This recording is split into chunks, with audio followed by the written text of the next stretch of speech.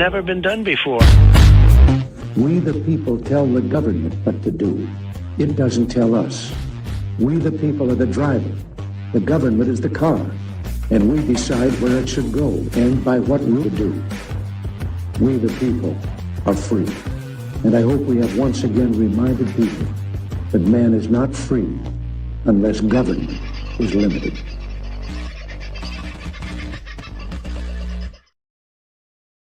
Hello, folks. How are you this very fine sort of a day? Well, fine for the most part today. The next week or so could get a little nasty. We've got cyclones coming our way. In fact, 3 of them off the coast, well off the coast of Australia, I should say, at the moment. Don't get too panicky if you've only just heard that news. But it looks like Alfred is going to be the one that comes south on us, which is a bit of a turn up for the books.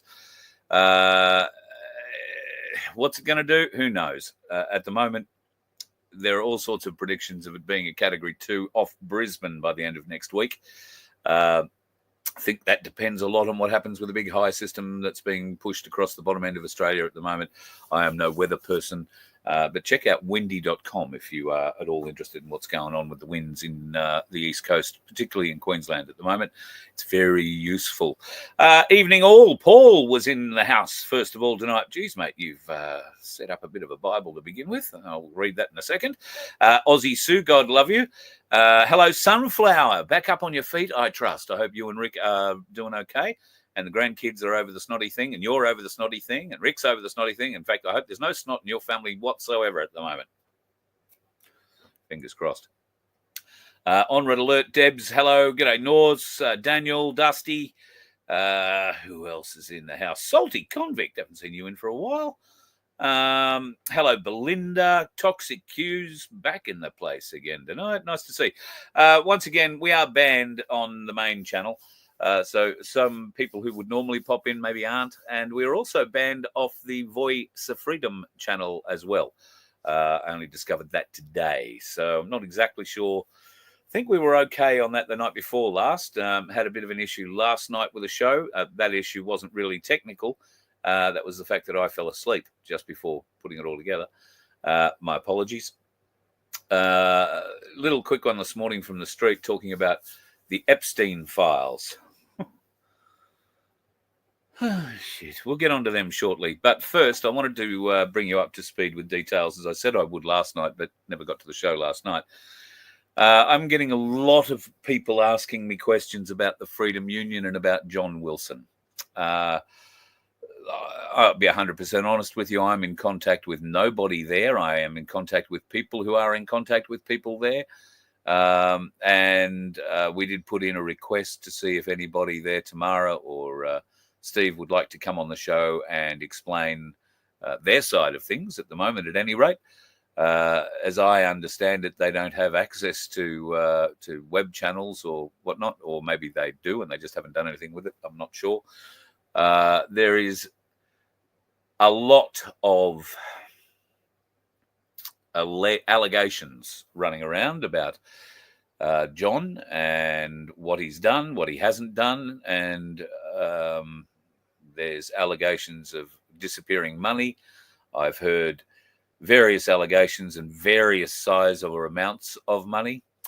I'm aware now of the membership of the union, so we can, accurately give a starting figure at any rate. And there have been some disbursements, obviously, because they have outlaid for different and various things. Where I think one of the problems has arisen is that the people who are volunteering were doing so, I'm led to believe, on a basis that when money was available to pay them, they would be paid. And a lot of these people have put in quite a lot of work. And I think John recognises one of those. And I don't know who it is, or I can't remember if he named them or not, but it doesn't matter. That person had put in an invoice for something like $6,000 for the hours that they'd put into helping create the Freedom Union, and probably everything that led up to it. Be that as it may, I don't know if that was some kind of a sticking point for John. It seemed to be in his video, but Who knows? There is a lot more money to be inquiring about, and I mean a lot more money to be inquiring about. So I'm very happy to throw the show open to John if he wants to come on and discuss what's going on from his perspective with the Freedom Union. I don't expect he will take the offer up, but the offer is there. I'm more than happy to have him on. I've been making offers to him for the last 18 months or so. And of course, under whatever orders he was working on at the time, you can't talk to Carl. Ooh, no. So, yeah. Yeah, there you go. Now, this might be the sticking point. Vince, an invoice. Oh, I wish I could do that. Vince works for nothing. In fact, Vince has paid money out of his own pocket to help keep me alive and keep me on the road. And our recent trip together through Victoria and South Australia was 99% funded by Vince. So, yes, he does a great job. And should this little endeavour of ours ever make money, I would like to see him get some of it. As we don't appear to sell anything, not often anyway, and as we don't appear to be putting up great amounts of advertising, we don't appear to be making much money. Hence, I keep asking you for help. And, that's sort of how it's working. We would love to be self-sufficient, and I would love to be able to pay Vince. But I don't have people paying $200 per membership to join up. If I did, we would be in a much better position. So hands up, who would be prepared to pay $200 a year for access to the Voice of Freedom? Or what I do, or the stuff we find. Because if we can get a few people, wouldn't need to be all that many, in all honesty. It would give us enough money to run the bus and everything else, pay all our bills, and not live high on the hog by any stretch of the imagination, but it would enable us to travel and be in your town much sooner. So maybe you had the right idea there, but if indeed the amount of money we're talking about has disappeared, then questions need to be asked as to where. This is the reply that we got when asked about coming on the show. And I think it was Steve O'Brien. Donna from the Corruption Whistleblower reached out on my behalf and asked if I'd come on. And here is the reply. And it's a very polite reply. I'm letting you know that I won't be doing an interview with Carl. Being the spokesman for a PMA, I cannot disclose or announce anything outside of my jurisdiction. We will contact our members very soon with the appropriate notice and details regarding the events around JW's resignation, and do our best under the circumstances to ensure all of our members receive the information that they need. Thank you. So that was from Steve O'Brien, and I can't fault him in any way, shape or form. It's their business and they don't have to come here and share it. And he's quite right, being a spokesperson for a PMA, well, he'd have to get a vote from the whole PMA, essentially, to be, seen here. Dusty, yes, that torpedo on the, it wasn't a torpedo, it was a anti-ship weapon, I'm led to believe. It was a dummy, or at least that's what the Army are telling us, and it was used and lost in an exercise a couple of weeks ago off the coast of Australia. So I guess if it was actually a live one, it would have sunk to the bottom and be rolling around out there somewhere. But it must have had an awful lot of air in it to be able to be brought in on the waves. That's all I would say. But what a thing to walk up to and find on your early morning walk. Bloody hilarious. Bloody hilarious. All right, let's get into it. I guess we'll kick off with the Epstein files. Very excited today. Well, the Epstein files came out overnight. Phase one. Well, phase one of the Epstein files was probably not the world's most exciting thing that you would ever have hoped for. In fact, to be 100% honest, it was more deflating than it was anything else. Why? Well, because all the information available in phase one of the Epstein files rollout, which appeared only to be released to some, inverted commas, influencers who happened to be at the White House at the time. They all came wandering out with these folders, waving them around and carrying on. However, closer inspection of what was in those folders revealed that there was no new information. Or if there was new information, it was redacted. So most, if not all, of the information in those binders is already publicly available, as I mentioned this morning. Now, since then, the DOJ have released some further files. I did get a download of these files, and I don't know if they do it deliberately or if it's somehow a hash up of the transfer or whatever. I don't know. But the files that I've got are 224 pages long. A number of them are photocopied pages, if you like, and they have been photocopied in portrait or landscape or portrait or landscape or portrait, landscape, whatever, or the other way. So every one that you bring up needs to be corrected and turned so that you can actually read it and see what the hell's going on. I was having a try with it earlier this evening, late this afternoon, and it drove me bloody insane. So I wonder if that is a ploy, because it does make it extremely difficult to read. The easiest way for me to do it is to go through individually and screenshot every page and then turn them where I want and create a new document. That's essentially what I'm probably going to do over the weekend. But I believe there will be more releases tomorrow morning our time, or tomorrow our time, overnight tonight. There has been a big backlash to the lack of detail that has been brought out in, let's call it phase one, because that's what they appear to be, phase one. And Pam Bondis, who is the Attorney General, has sent head of the FBI, Kash Patel, a, fairly sternly worded letter.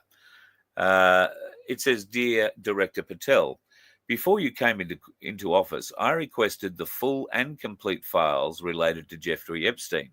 In response to this request, I received approximately 200 pages of documents, which consisted primarily of flight logs, Epstein's list of contacts, and a list of victims' names and phone numbers.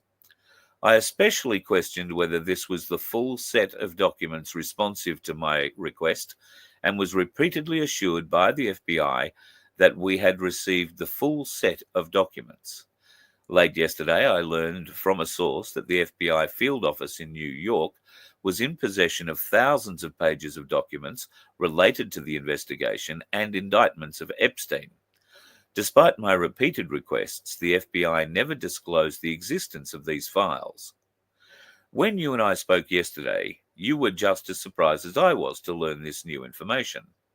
By 8 a.m. tomorrow, February the 28th, the FBI will deliver the full and complete Epstein files to my office, including all records, documents, audio and video recordings, and materials related to Jeffrey Epstein and his clients, regardless of how such information was obtained.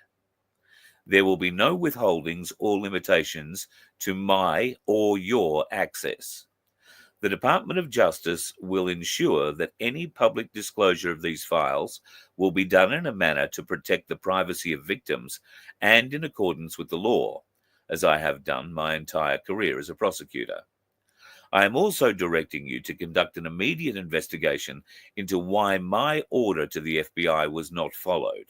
You will deliver to me a comprehensive report of your findings and proposed personnel action within 14 days. I appreciate your immediate attention to this important matter. I know that we are both committed to transparency for the American people, and I look forward to continuing the work with you to serve our president and our country.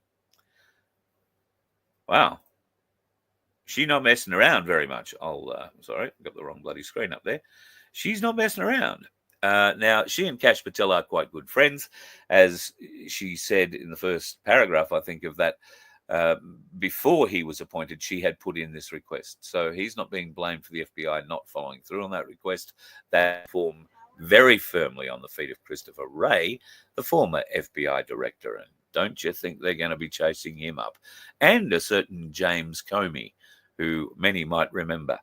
The thing we have now, I'm finding, is a lot of people have forgotten names like James Comey that played such a significant role, but it's 8 or more years ago, where their significance in what is playing out today was set in stone. Of course, we all remember Comey coming out very famously and saying they'd investigated Hillary Clinton and there was nothing to see here. And then again, famously again, came out, I think it was toward the end of October, before, like a week before the election, and came out and said they were reopening that. And then a day later came back and said, well, we reopened it and now we closed it again. Beyond pathetic, absolutely shambolic. And of course, there was Peter Strzok and his girlfriend, Lisa, whatever her face was, all desperately working against against Trump being elected, and then, of course, working against him once he was. So, yeah. Anyway, we are thinking that as of right now, there is a lot more information expected. As you see in that letter, she was expecting by 8 a.m. Their time today. So, I don't know, that'll be another couple of hours away yet. We might start seeing some of this stuff released very early in the morning or late tomorrow morning. It'll be interesting how much of it comes out. I was of the understanding that Pam Bondis had already reviewed and had been redacting names and whatnot, but apparently they only gave her a very short list. So the list I have seen has pages and pages and pages and pages and pages and pages of redacted victims' identification. So there are over, I think, 200, closer to 250 victims. And she's referring to the details of what she's already seen as incredibly sick. So one would only think that she has, if she's only seen a portion of the documents, then she may have understated just how sick these bastards could be. So, yeah. Anyway, I see, Paul, you're not going to bother to set your alarm. Yeah, I understand.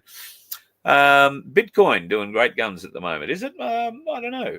But I'm going to be speaking tomorrow morning with Michael Engerman from Ainsley Bullion. We're going to talk crypto tomorrow, so we'll talk gold and bullion too, or gold and silver too. And we might even have a bit of a discussion about Fort Knox. And Ainsley Bullion's newsletter have been, well, right on it this week. If you just want to get a bit of an interest in what's going on with precious metal in the world, the Ainsley newsletter is just filled with great information, very easy to listen to. And Chris Tipper, who is one of my favorite guys to watch with videos through Ainsley, is just such a wealth of knowledge. So I would advise you, please go and get the Ainsley newsletter, ainsley.bullion.com.au, and to get the newsletter, all you got to do is register, I think, and it's free, and the information on it is amazing. But they cover everything. And I heard the other day that XRP is having a bit of a rest at the moment, and that Bitcoin was in its down cycle, resting again before it was due to kick. Now, I haven't spoken to Vince about Bitcoin or crypto in the last couple of weeks, so I'm sure he will be all over it and be able to tell me what's going on if he's not already in the chat lecturing you guys about it. Yeah, Phil, I think you're 100% on the right. The pageantry of phase 1 was to get the roaches scattering and hopefully see a few of them. Well, maybe hand themselves in. I would have thought it might see a lot of them rushing to servers and to any kind of a machine that will burn or shred documents. One of the biggest things that we've heard in the last 24 hours is that there appears to be a number of secret servers that the FBI, certain high-level aspects of the FBI have access to and nobody else. And those servers are not held on FBI property or under any kind of FBI oversight. Does that sound a little funny to you? Does that sound a little bit Hillary Clinton-ish? So it sounds to me like they're suggesting that these documents have been left somewhere in something akin to a skiff, maybe, and they have, well, being compartmentalized like that, they can't be erased by anybody externally. They can't be accessed by anybody externally. You'd have to go to certain places just to be able to view the files. The FBI file system, we know from a whistleblower how that filing system and computer system works, and unless you are a case participant, you will not be able to even see the case or the anything to do with the files of any case you're not a case participant of. So I wonder whether or not this means that we're going to be able to see, well, some interesting things in the future. Keep an eye out next 24 hours, maybe next 36 hours. Salty, $200 is doable, but you only deal in cash. I reckon we could come to some sort of an arrangement there somewhere along the line. Salty, I'll have to talk to Vince. It clearly worked for John to a rather surprising limit. I guess the big thing with me is I don't own a boat. I own a bus. And yes, the plan will be to drive it around, but coming to see you, not, sailing away and living on a desert island or whatever the plan was. So I don't know. We'll have to talk about that.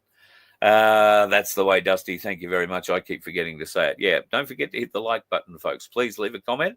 Tell me where you're from.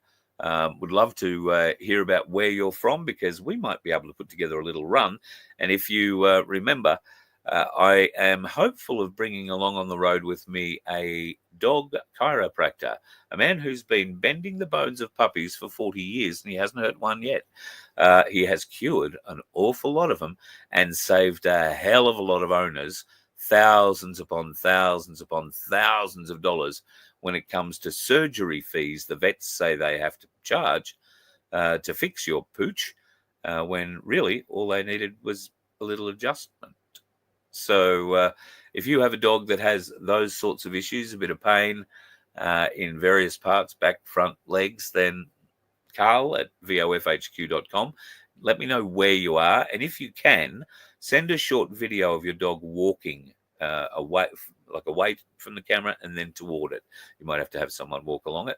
Just a short video. If you can email that, and if it doesn't email, upload it at contrib.vof.com, and we will be in touch. We will be in touch. Saw a question up there about something else I wanted to touch on, and I was too slow. Oh, Gene Hackman. Yeah, I guess we can talk about Gene Hackman. It's not just Gene Hackman. There was a lady, 39-year-old star, who I was never a Buffy the Vampire Slayer fan. She's been in a couple of other things I was never a fan of. Her name means nothing to me. But she died suddenly over the weekend. Or no, she may have had Yes, I think she died of bowel cancer, which came on suddenly and killed her in 6 months. Gene Hackman and his wife. Well, there is an interesting one. Gene Hackman was 95 years old. Reports are that he suffered dementia for the last maybe 15 years or so. And that was getting progressively worse, obviously. There are reports that his wife's body was found in a semi-mummified state, lips, head, hands. That would indicate she'd been there a while. And the dog went down too. Police are saying, or somebody said carbon monoxide poisoning. Police are saying that's probably not the case. Don't know how it would be. You haven't been able to poison yourself to death using carbon monoxide in a car since about the year 2000. If you've got a car that was built even in the 90s, I don't think it was really possible, but certainly after 2000, it's not. So if you've got a car that's built after 2000, don't try and gas yourself. You just give yourself a bloody great headache. Not beyond the realms of possibility that Gene Hackman had an old car collection sitting in a 10-car garage down there, and he went and started them all up, left the doors open and gassed the whole house, I suppose. It appears, though, that she has been dead a bit longer than he has been dead. And if that's the case, maybe his Alzheimer's or dementia was rampant and he didn't recognize what had happened when she died, if she did just keel over. Although the dog sort of gets me a bit. Why is the dog dead too? So a lot more to see. Jenny, did you? I'd love to see that. Saw a video today that suggested Gene Hackman was a whistleblower. Well, it might appear. I mean, the man is unrecognizable from 2008 to, I think the last photo they had of him was either early 2024 or late 2023. The man is unrecognizable, but he is 94, 95 years of age. So he looked gaunt. But then again, that does happen when you get a bit older, doesn't it?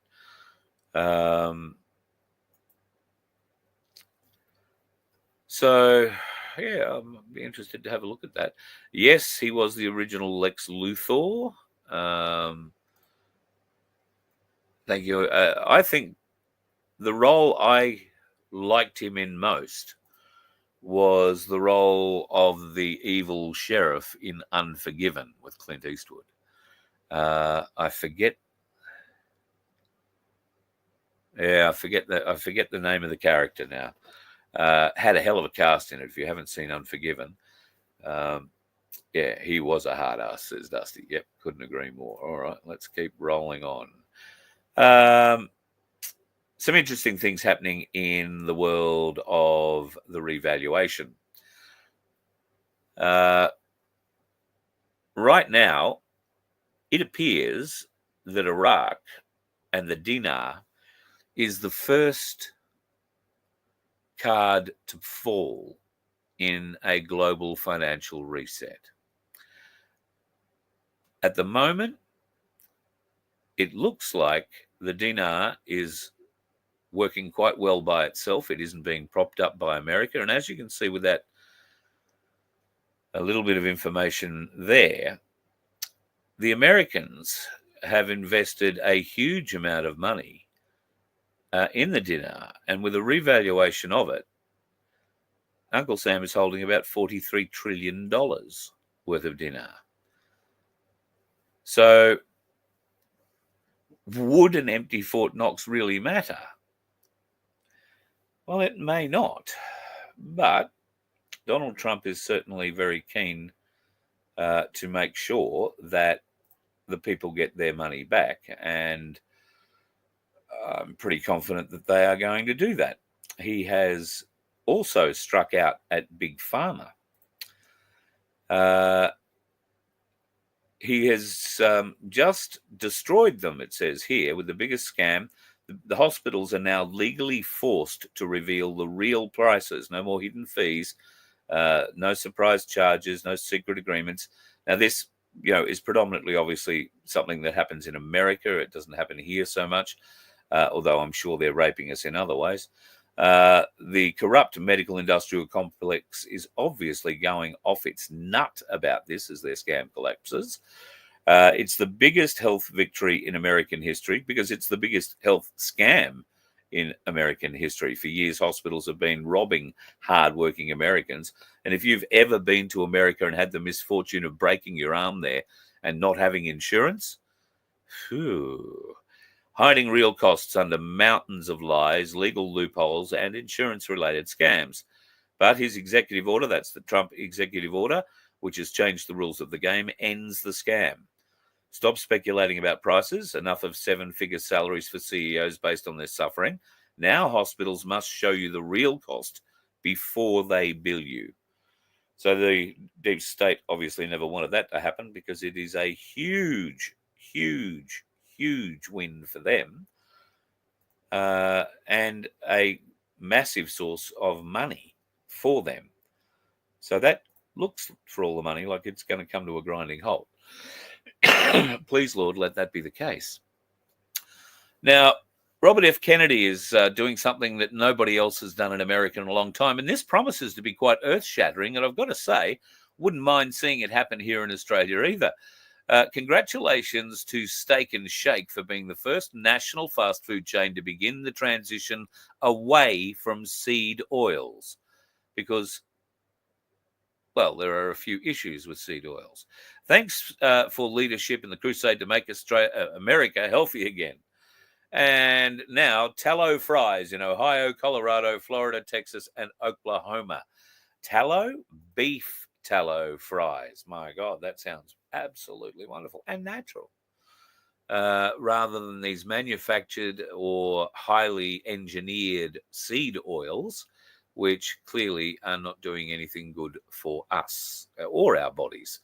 We've seen, well, we can see the evidence of that now every day because the likes of the companies who gave us the spicy jab have given many people a death shot, but many other people have been given a lifetime or what's left of their lifetime of pain and suffering, because this thing targets any weakness you might have in your body, anything that you might already have, anything that you might be susceptible to from a genetic position through your family or something like that. It targets it, it teases it, it encourages it, and then it turns it into some kind of turbo cancer or myriad other things and cripples you, changes your life. It's happening to so many people. Will these companies be allowed to get away with it? Hopefully not. 5 more, Texas, Utah, Kansas, Mississippi, and Louisiana, have lined up to sue Pfizer for knowing and concealing the vaccine causing myocarditis, pericarditis, failed pregnancies, and deaths. That's 10% of the US states now that have signed up. Is the tide turning, as that says? Well, JFK Jr. probably is right. I think the tide is beginning to turn. And when that big wave in America rolls over, it's going to make a big splash here too. I've got a sneaking suspicion. Things that are making big splashes in America, and hopefully one day in the not too distant future we will get that splash in Australia too, is our very own Doge. In America at the moment, Doge is going through each department of the US government with a fine-tooth comb. What they are finding is absolutely staggering. The theft, the corruption, the waste, the loss of American taxpayer dollars, the theft of American taxpayer dollars, the absolute abuse of the American taxpayer's pocket. George Soros is a name that you'll obviously remember. George Soros, we thought, was responsible for funding Black Lives Matter and myriad other left-type activist organisations. In fact, Soros funded Get Up here in Australia to a very large extent. Now, it's been found out George Soros didn't fund anything. Didn't spend one of his own dollars putting any of this together. Nope. He got $260 million from USAID. Unfriggin' believable. The billionaire, who was one of the most deceitful, dirty, underhanded political backroom players of the last 30, 40 years, was doing it all on our dime. You can be sure that we paid for that too. Not in America. We probably paid through our taxpayer dollars to Soros to fund Get Up and others in this country. The Teals spring to mind, but I might be a bit wrong there. We have to have a Doge of our own in Australia, folks. We have to have it.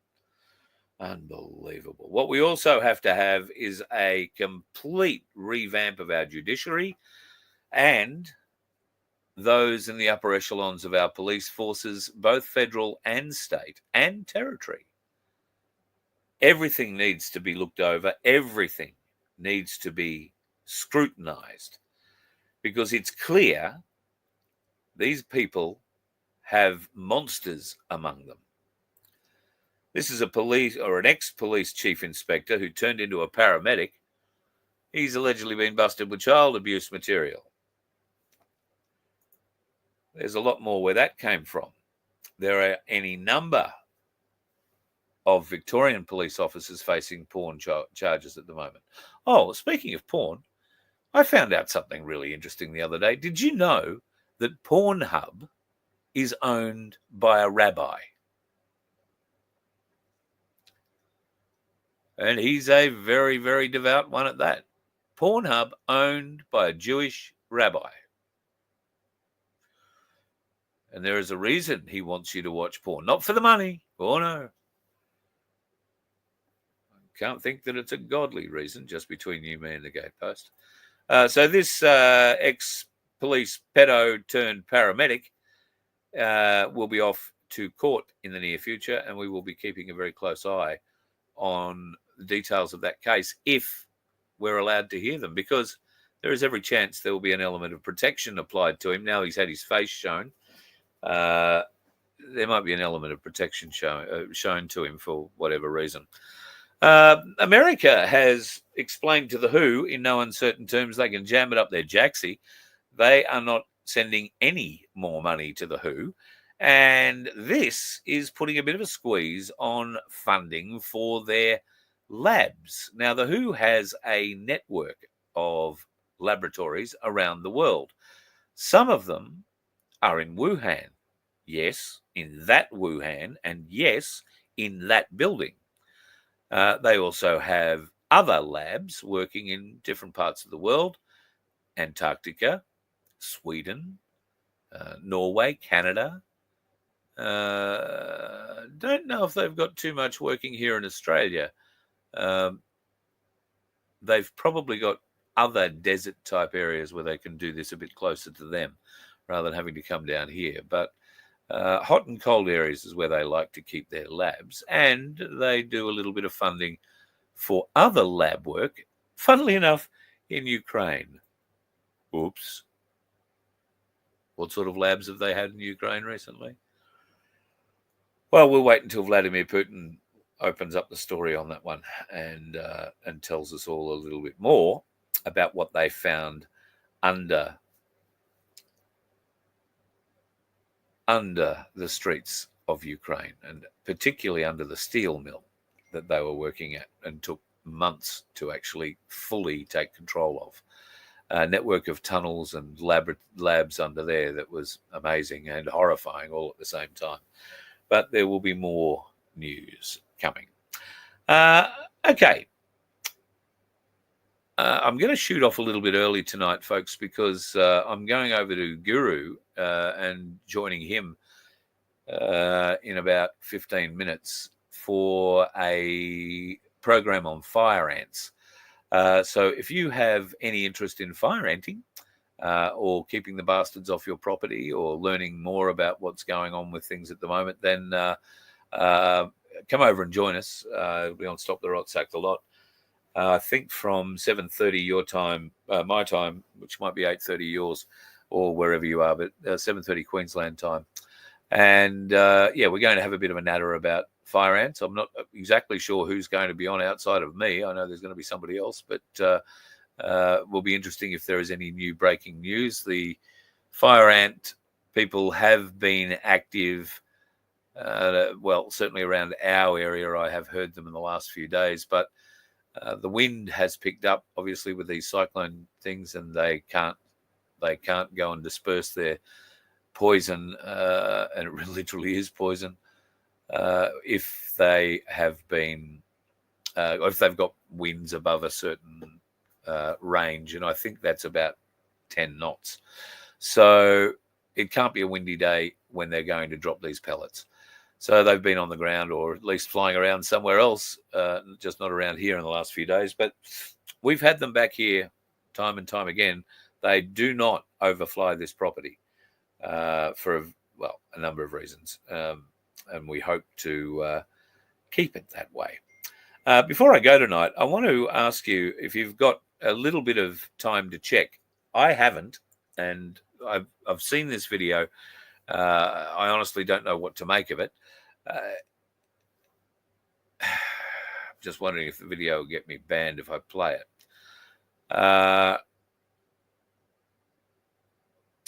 It might, so I won't play it. But what I will do is tell you the story. I want you to try and do a little bit of research on something called Halcyon Ridge Experiment, the Halcyon Ridge Experiment. Now, I'll tell you what I gleaned from this video. I gleaned that the world's largest businesses, that being Vanguard, BlackRock, State Street, banded together and bought an island that is in the Atlantic. They have built on that island a perfect town, perfect streets, perfect houses, perfect everything. And they have got residents living there, people who've been born there, and those people believe that they are the last survivors of a global disaster that flooded the world, or at least their part of it. I don't know how big this island is. I don't know why. Well, the Pacific's a big place, plenty of islands you can hide. But I'd like to know whether or not there's any truth to it, or if it's just a great AI story, because it is an AI-generated video. And I've never heard of such a thing. It's very Truman Show-esque, but isn't our whole life? So that would be a microscope on a microscope of the Truman Show.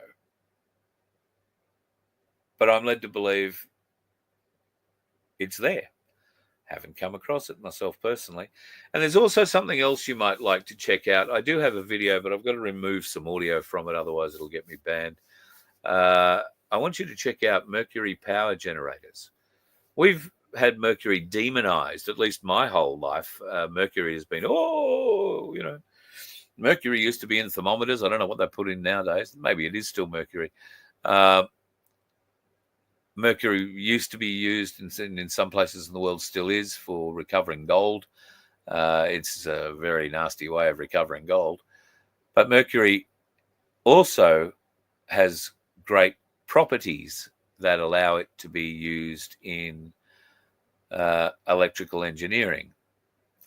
And there is some very interesting movement in mercury power generation using mercury, a certain amount of mercury, and magnets, and what you can do with it. If you're looking for a few fun things to natter about over the weekend or to go and dig your teeth into, by all means do that. I also have heard med beds are in Australia. I don't know who's getting them, but I've heard they're here in Australia and are working now. There is a school of thought that says the people who are gaining first access to the med beds are people who have been hooked up with QSI or who have been involved in the funding of these, funding of the construction, I guess, or the setup of these machines. I know a lot of people who've thought about that and who've wanted to be a part of that and who would have thrown a huge amount of money at that. But I don't know anybody who was actually successful in doing so. So where did all these people who were apparently successful and again going through these med beds, where did they come from and how did they get ahead of the queue? Or are we that far behind? It's possible.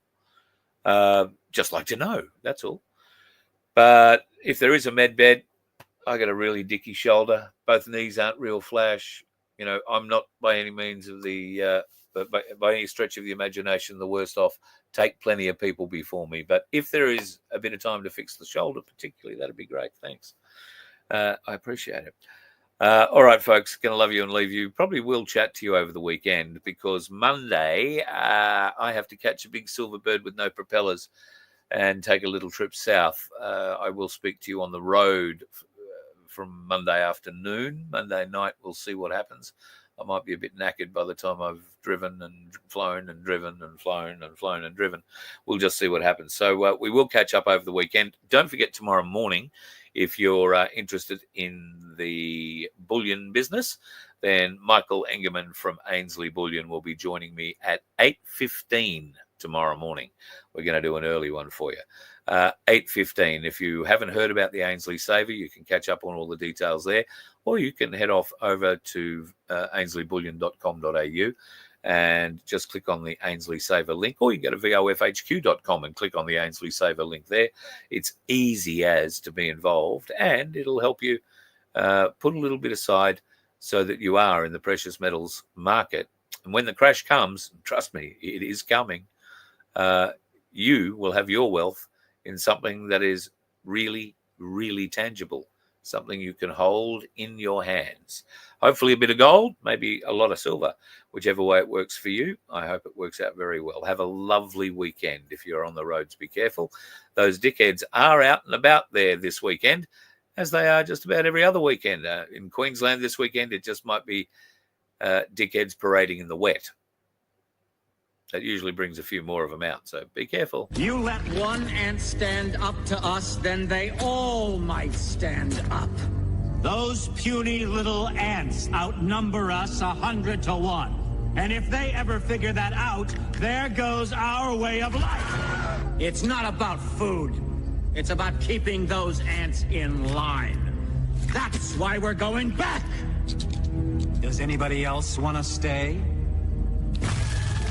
Let's ride!